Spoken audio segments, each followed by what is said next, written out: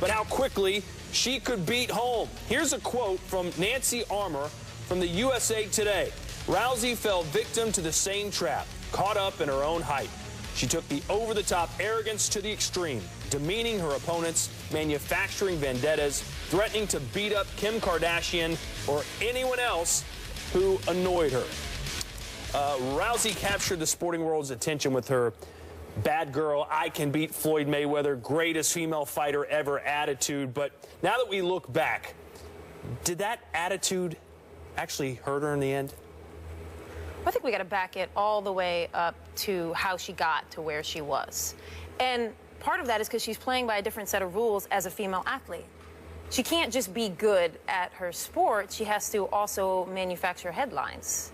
She has to, every time she approaches a fork in the road and can take the more explosive, confrontational route, or she could take the good girl, say the right thing route, she kind of had to take the explosive route because she needed to get attention. She needed to build a platform, and I thought she was really smart about how she did that. I mean, she won a medal, an Olympic medal in judo. We didn't know who she was.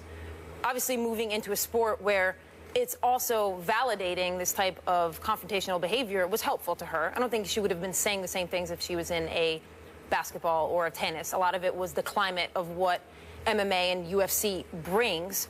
But, so my point is that if she was a male athlete, she could just say whatever she wanted, whether that was explosive or not, and being good at her sport would have gotten the headlines. She couldn't do that. She had to make the headlines. So in a lot of ways, we saw her manufacturing these interactions with Floyd Mayweather, with the Kardashians, with almost everything, with Bieber, too. She had to do that. Now, I do think that once she built her platform, she kind of kept her foot on the gas there. And I don't know if that was habitual. I don't know if she kind of got into a rhythm of like, I'm always taking that one road. I'm always taking that one road. She already had the 1.7 million Twitter followers. Everybody was tuning into her matches. I don't know that she needed to go the extra mile with Holly, but I do know that that is how she built her platform. And so I completely understand that that was habitual for her. You know, the conversation after this fight largely revolves around why has there been such a glee in Ronda Rousey's loss? Why have people been so ready to jump on this and say, see, she wasn't everything she was built up to be? You point out, well, she needed to take this road to draw attention to herself, that she needed to hype things up in order to achieve this status in the athletic world. But then the lesson should be clear. If your goal is look at me, if your goal is attention, be prepared for the kind of attention you are going to receive.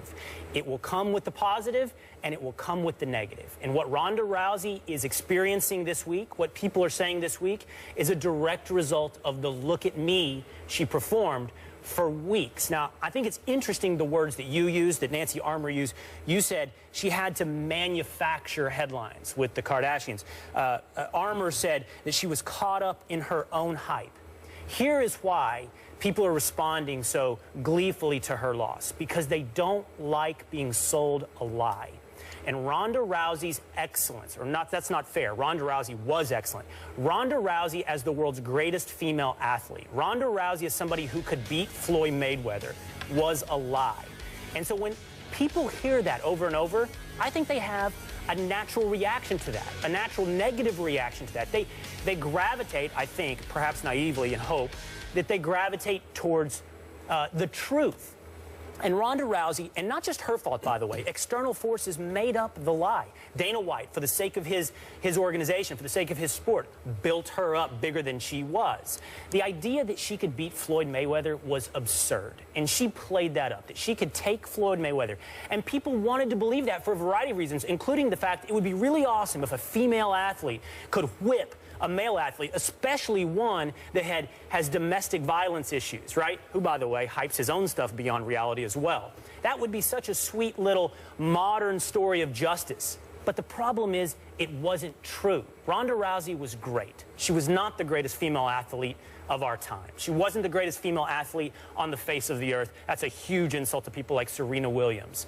She wasn't even, as it turns out, the best female MMA fighter. Todd said earlier in the tease, you know, she was the baddest woman on the planet. No, she's not the baddest woman on the planet. Holly Holm has very right claim to that right now today. I don't think we can call it a lie yet. Was it true or not true? Certainly a dent has been put into this mystique.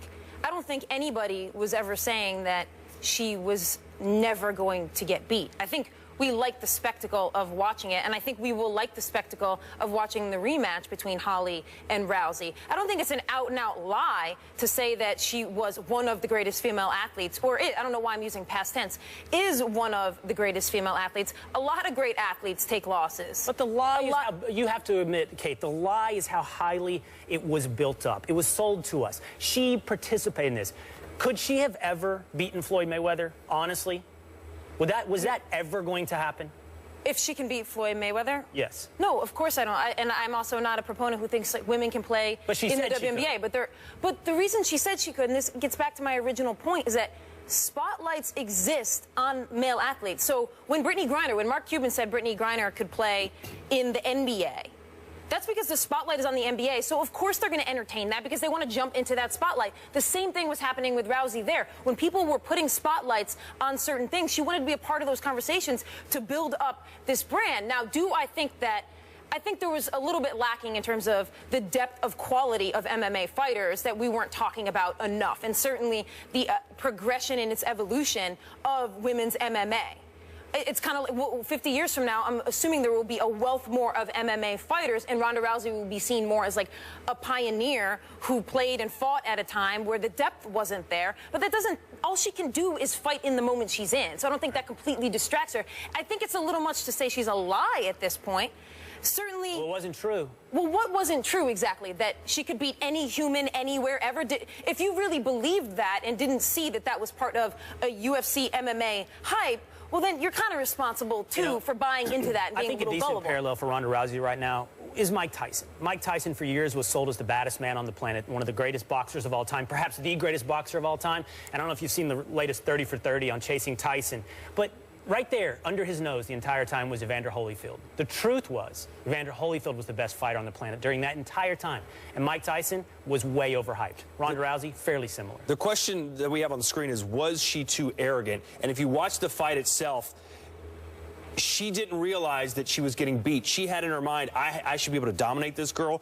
Tactics be damned. She was way too aggressive. She should have gone to her bread and butter and tried to take her down more. Instead, she wanted to prove to the world that she was indeed as bad as she'd been saying, instead of having a smart fight and winning the way she knows she could have won. So perhaps in the rematch, she'll do it that way. But I think she got too caught up in the hype when she was actually in the fight itself, and it cost her the loss.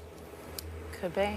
I believe she believed that hype. Yes, she believed it. The Cowboys are expected to finally have Tony Romo back this weekend. Can he save their season? Where's the halo and wings? Will's Cowboys season.